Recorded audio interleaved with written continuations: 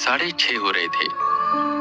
सूरज छुप चला था और सांझ की अंधेर हो चली थी। खटिया पर लेटे शामू, जो पिछले कई सालों से शहर में चौकीदारी करते थे, अब बूढ़े होने पर वापस अपने गांव में आ गए थे। लगातार वो खांस रहे थे। ए कमला, जल्दी तेरे बाबूजी के लिए पानी लेकर आ। इनको तो शुरू से समझाया था कि इतनी बीड़ी ना पिया करो, पर नहीं, इनको कोई बात माननी थोड़ी होती है। जल्दी ला पानी, इनकी दवाई का वक्त भी हो गया है। शामू की बीवी ने अपनी बेटी कमला से कहा, जो भागती भागती मटके के पास गई। देखा तो मटका पूरा खाली था। बिना किसी को बताए वो मटका ले गांव के कुएं की ओर जाने लगी। वो कुआं जो पीपल के पेड़ के बिल्कुल बगल में था। अंधेरा हो रहा था। कमला तेजी से अपने कदम बढ़ाते हुए उस कुएं की ओर जा रही थी। आसपास कोई था नहीं और कोई आना भी नहीं चाहता था। बस कुएं के आसपास एक अजीब सी नकारात्मकता थी। पीपल के पेड़ पर बैठा उल्लू कमला को देख रहा था। कमला ने जल्दी से कुएं वाली बाल्टी उसमें फेंकी और पानी निकाला। बाल्टी निकाल उसने अपना मटका भरना शुरू किया। वो अभी अपना मटका भर ही रही थी कि उसे किसी के रोने की आवाज सुनाई देने लगी। कोई औरत रो रही थी। कमला जल्दी जल्दी पानी भरती जा रही थी। मटका भरा और वो उसे उठाकर वहां से जाने लगी कि एकदम से उसे पायल की आवाज सुनाई दी। उसने पलट कर देखा तो सफेद साड़ी पहने, अपने मुंह को पूरा घूंघट से ढके एक औरत उसकी ओर आ रही थी। कमला दूसरी ओर मुड़ी तो वहां से भी एक औरत आ रही थी। वो अपना मटका फेंक वहां से भागने लगी कि एकदम से उसके पैरों को किसी ने जकड़ा। कमला ने मुड़कर देखा तो कुएं से एक लंबा हाथ निकलकर बाहर आ रहा था, जिसने कमला के पैर को पकड़ लिया था और वो उसे खींच रहा था। कमला जोर से चीखी। वो चीख पूरे गांव में गूंजी और सारे लोग लालटेन मशाले लेकर कुएं के पास आ गए। वहीं कमला की अम्मा रोए जा रही थी। हमको क्या पता था कि पागल पानी लेने कुएं में चली जाएगी। हमने कहा मटके से पानी ले लो, पर शायद मटके में पानी खत्म हो गया था। हे भगवान, अब क्या करें, वो सब उसको खा जाएंगी। कुएं के आसपास गांव वालों की भीड़ इकट्ठा हो चुकी थी। बंसी और मुरारी सीधा कुएं में कूदे। अरे बंसी, कमला मिली कि नहीं?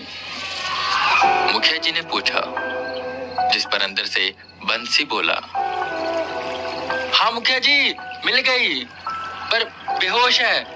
रस्सी फेंकिए जल्दी। रस्सी फेंकी गई और कमला को ऊपर लाया गया। वो होश में नहीं आ रही थी। कमला के अम्मा और बाबूजी रोए जा रहे थे। मुखिया जी, ये कुइया को बंद काहे नहीं हम करवा देते? जब हमें पता है कि इसके अंदर कुछ है तो हमें इसे खुलवाना ही नहीं चाहिए था। गांव के लोग गुस्सा होने लगे, जिस पर मुखिया जी उन्हें शांत करते हुए कहते हैं, अरे तुम सब शांत हो जाओ, चिल्लाओ मत। शहर से हमने 2 लोगों को बुलाया है जो यही भूत बाधाओं को हटाते हैं। एक बार उनका आए दियो, सब कुछ ठीक हो जाएगा। वो आज नहीं तो कल आ जाएंगे। मेरी बात हुई है उनसे। उतनी देर में दूर से एक ऑटो उनके गांव की ओर आ रहा था। लगता है वो दोनों आ गए, मुखिया जी ने कहा। सबके मन के अंदर उम्मीद की एक किरण जागी। सब भाग कर गए और देखने लगे तो ऑटो से 2 लोग बाहर निकले, एक आर्यन और एक वेदा। आप कौन है बाबूजी? बंसी ने पूछा, जिस पर आर्यन बोला, हमें मुखिया जी ने बुलाया था। मैं आर्यन हूँ और ये वेदा। ये सुन मुखिया जी आगे आए। हाँ, हम ही हैं मुखिया। आप दोनों ने बड़ी देर कर दी। वो देखिए, बिटिया कमला अभी पानी भरने आई थी कि उन दुष्ट आत्माओं ने उसे कुएं में खींच लिया। अब वो आंख नहीं खोल रही है। अब देखिए। वेदा जल्दी से कमला की ओर भागते हैं।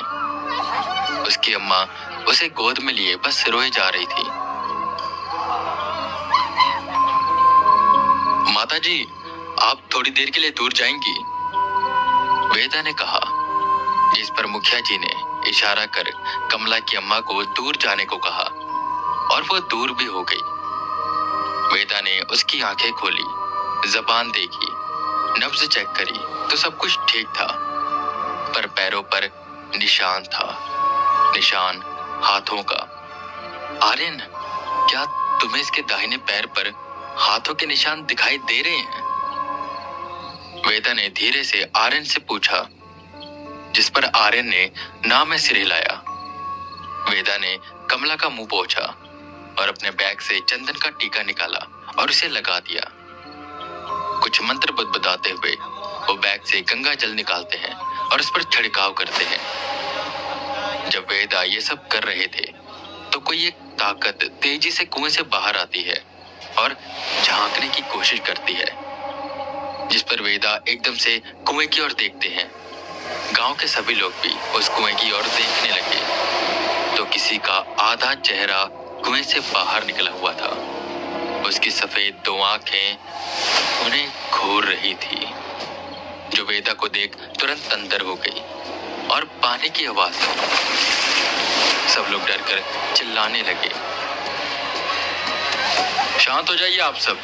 जब तक मैं यहाँ पर हूँ, डरने की कोई जरूरत नहीं है। बस आप थोड़ी दूरी बनाकर रखिए ताकि बच्ची को हवा लग सके।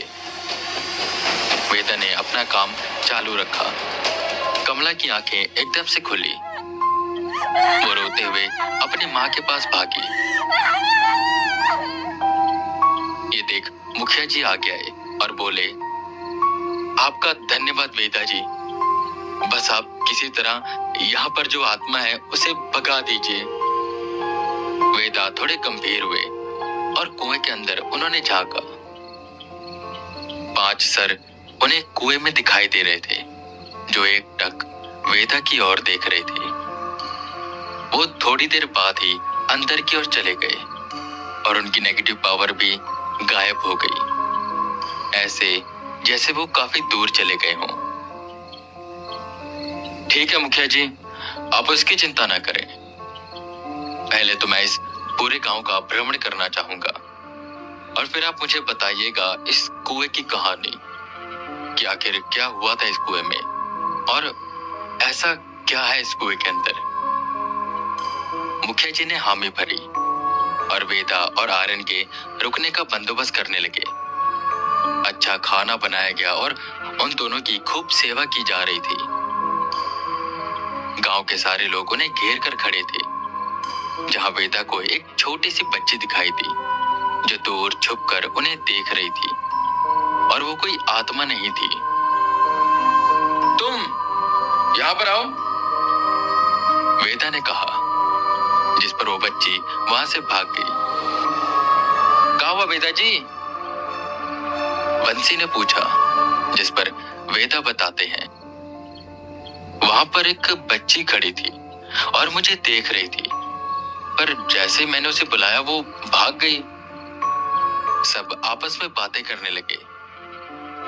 अरे वेदा जी छोड़िए, वो शायद गुंजा होगी, यही गांव में रहती है, थोड़ी सी पागल है। उसके पापा उसकी माँ को छोड़कर चले गए थे, अभी अपनी माँ और नानी के साथ इसी गांव में रहती है। बेचारी भाग्य की मारी है। खैर ये सब चीजें खत्म हुई। वहीं गांव के लोग बैठे हुए थे और मुखिया जी बगल में खड़े थे। मुखिया जी, आप मुझे उस कुएं के बारे में बताइए कि आखिर क्या हुआ था वहां पर। इसे पूछने का एक राज था। वो ये जानना चाहते थे क्या सच में यह आसरा है भी या नहीं। मुखिया जी ने थोड़ा डरते डरते वो पूरी बात बताई। वो कुइया यानी कुआं गांव का नहीं है, ठाकुर रामधीर सिंह का है, जो अब रहे नहीं। ठाकुर रामधीर के 2 बेटे थे जिनकी शादियां अच्छे घराने में हुई थी, पर वो दोनों बेहद ही बिगड़े हुए थे। शादी होते हुए भी गांव में अवैध संबंध बनाना, छेड़खानी ये सब करते थे। उनकी पत्नियां उन्हें खूब समझाती थी, पर वो मानते ही नहीं थे। एक दिन जब ठाकुर रामधीर अपनी पत्नी के साथ गांव से बाहर गया, तो ये दोनों बेटे घर में एक नाचार को ले आए जो नाचने का काम करती है। दोनों की बीवियों ने उसका खूब विरोध किया, जिस पर उन दोनों ने मिलकर उन दोनों बेचारियों को बहुत मारा, एक को तो अधमरा कर दिया। अपने इस जीवन से वो दोनों तंग आ गई और थक हार कर उसी रात उन दोनों ने उस कुएं में अपनी जान दे दी। अगले दिन रामधीर सिंह आए, उनकी लाशों को निकलवाया, पर 1 हफ्ते के अंदर पूरे परिवार की मौत हो गई सिवाय रामधीर सिंह के। रामधीर सिंह ने उस कुएं को बंद करवा दिया, पर उनकी मौत भी हो गई। खैर, उनकी मौत का कारण कोई भूत प्रेत नहीं था, बल्कि हार्ट अटैक से उनकी मौत हुई थी। गांव से थोड़ी दूरी पर जो नदी है, वहां पर एक डैम बनने जा रहा है, जिसकी वजह से पानी को ज्यादातर रोक के रखा जाता है। और हमारे पास पानी की कोई सुविधा नहीं है ज्यादा, इसलिए हमने इस कुएं को खुलवा लिया। हालांकि हमें इतना कुछ नहीं पता था कि ये सब हो जाएगा। तब से वेदा जी 3 औरतें गायब हो चुकी हैं और हम सबको डर है कि वो एक एक करके कहीं हम गांव वालों को ना मार दे। आप किसी तरह में बचाइए। जिस पर वेदा के मन में कई सवाल आए। वो आर्यन को लेकर थोड़ा दूर गए। आर्यन, तुम्हें कुछ अजीब नहीं लग रहा? उसी कुएं में 2 औरतों ने कूदकर अपनी जान दे दी और ये उसी कुएं से पानी पी रहे हैं। मतलब कैसे? और इस कुएं के बारे में जब सबको पता ही था तो उसे खुलवाया क्यों? गांव में कहीं और भी कोई कुआं खुदवाया जा सकता था। मुझे तो कुछ गड़बड़ लग रही है। जिस पर आर्यन बोला,